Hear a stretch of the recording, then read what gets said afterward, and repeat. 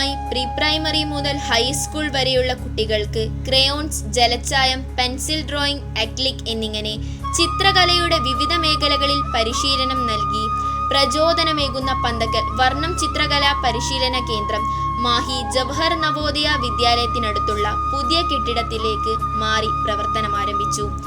മുൻ ward councillor K ഗംഗാധരന്റെ അധ്യക്ഷതയിൽ നടന്ന ചടങ്ങിൽ ജീവകാരുണ്യ പ്രവർത്തകനും തലമുറകളുടെ അധ്യാപകനുമായ എൻ ഹരിദാസൻ മാസ്റ്റർ ഉദ്ഘാടനം ചെയ്തു.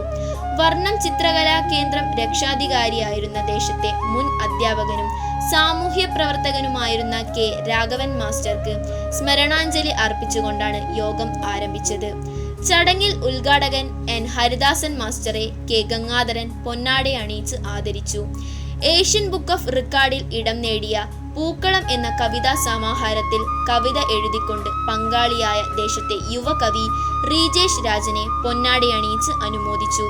വയനാട് ദുരന്തം പശ്ചാത്തലമാക്കി ചിത്രരചന നടത്തി ശ്രദ്ധേയയായ വർണ്ണം ചിത്രകലാ പരിശീലന കേന്ദ്രത്തിലെ വിദ്യാർത്ഥിനി കെ അവന്തിക സുരേഷിനെ ഉപഹാരം നൽകി അഭിനന്ദിച്ചു. പിന്നണി ഗായകൻ എം മുസ്തഫ മാസ്റ്റർ മുഖ്യഭാഷണം നടത്തി.